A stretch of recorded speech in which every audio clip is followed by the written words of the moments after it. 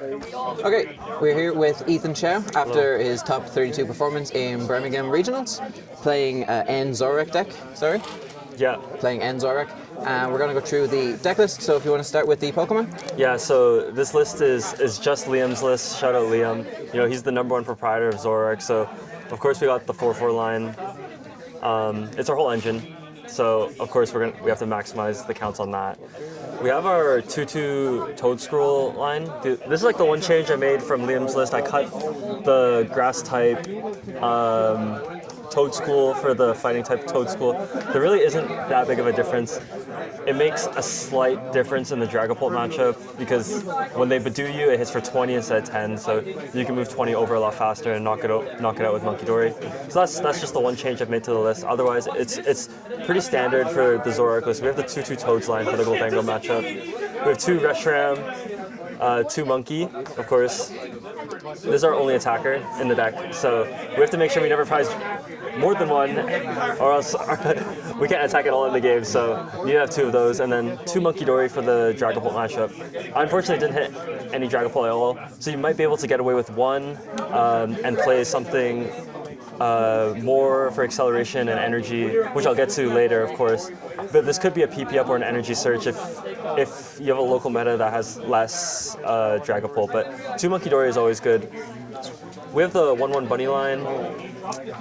So this was for Cornerstone, and I also found that it was really good against Charizard. Charizard, you want to manipulate your prize cards, so once you take 4 prize cards, they can one-shot your Zoroark. So on that turn that you knock out the Charizard, you want to knock it out with the Lopunny, so they can't return kill you, and you can maintain your prize lead that way. So Lopunny was really good that way, and it's also good as a closer because your deck doesn't do that much damage. Your Reshiram only caps out on 170, so in order to close the game, sometimes we have to kill a Fezandipiti or a Genesect, and the Lopunny is how we do it. And then our consistency cards here is a Cleffa and a Fezandipiti, of course. Fez is really great for draw 3 after knockout. And Cleffa here, so Cleffa was used very rarely, but in situations where you can Buddy Poffin and have no other options, or if you Buddy Poffin and have like 2 N Zoroark in your hand, the Cleffa is really good in that situation as well because you can maintain hand size and get your Zoroarks down on the next turn, so that's really nice.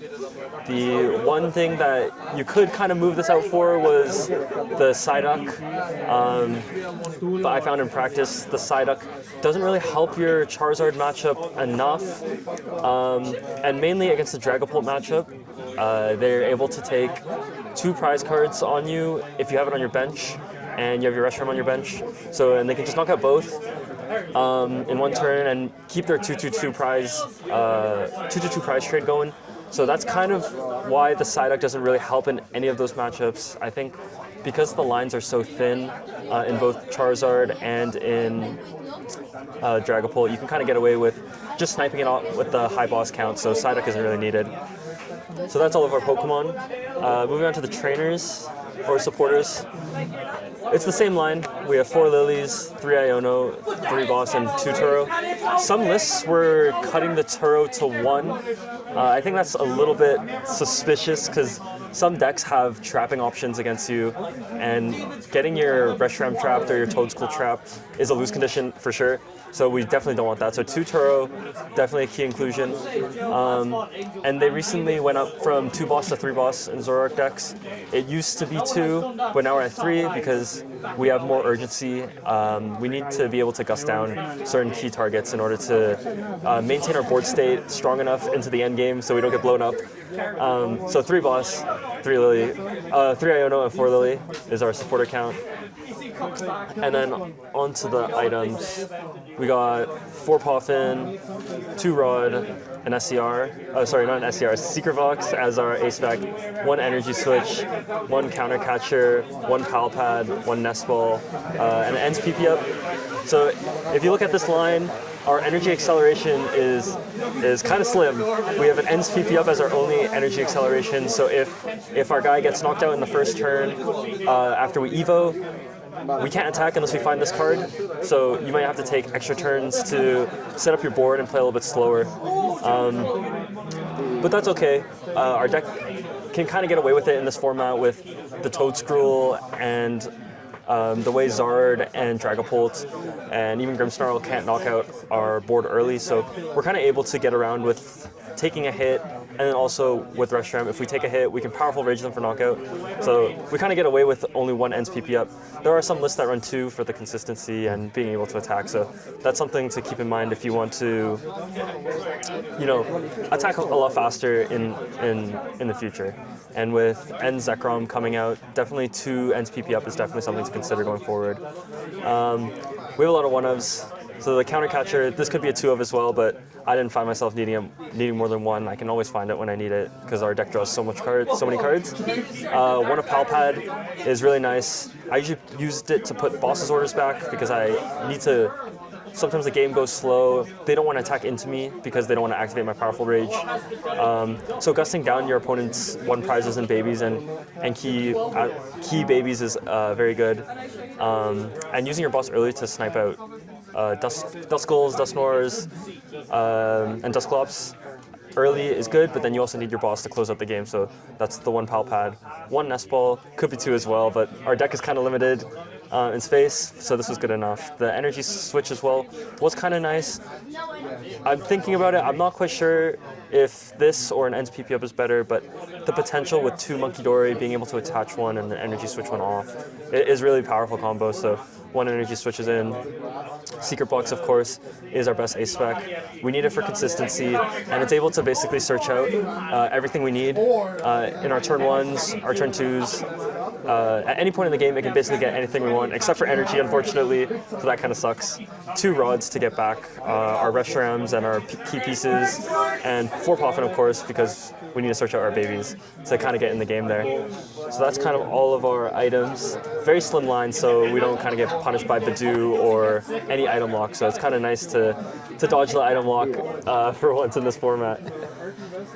Tools, 3 Evo, 2 Balloon. We need the 2 Balloon just in case our guy gets gusted up, our Reshiram or our Toad Scroll, so we need to be able to retreat that. Even Zoroark, if it gets stuck in the active, and it's really good for moving some stuff around in the early game. And we need 3 Evo just to see it. Obviously, if you could handpick your hands every turn, you could probably get away with 2. You need 1 for the early game, and there's for obviously getting out your Toad Scroll and for getting out your Zoroark. And there is sometimes in the late game against Goldengo where they've knocked out both Toad Scroll, and you need to Evo both Toad Scroll back in the game so they're not able to get back their Pokemon. So Evo them back so you don't have a turn where they're able to SER is really nice. And you see this card a lot more than you think, so it's really nice to have it in your opening hand and just get your 2 Zoroarks out and start playing the game. And our 2 stadiums, we run 4, 2 Artisan and 2 Rockets Watchtower. Artisan to find our basics, of course. We don't have a good way to find Ends Reshiram in this deck other than that 1 of Nest Ball and raw seeing it, so having another out for it is quite nice. And then the best card in the deck is obviously Ends Watchtower.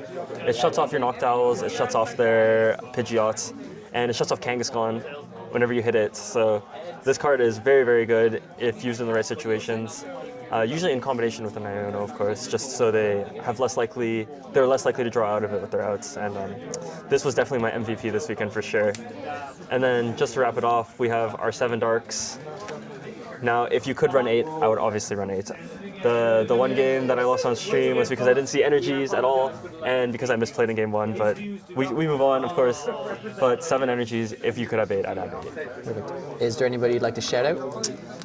Yeah, so shout out Sean for getting me these fighting guys. Didn't have them before the tournament, but I was going to play the grass ones. I was pretty happy with that. Shout out my brother for helping me test, and shout out all the Irish players, of course, for the support. I heard they were chanting for me on stream, but obviously I can't hear that. Love to see it. There was songs being sung in the crowd. Ethan, thanks very much for that. No, thank you.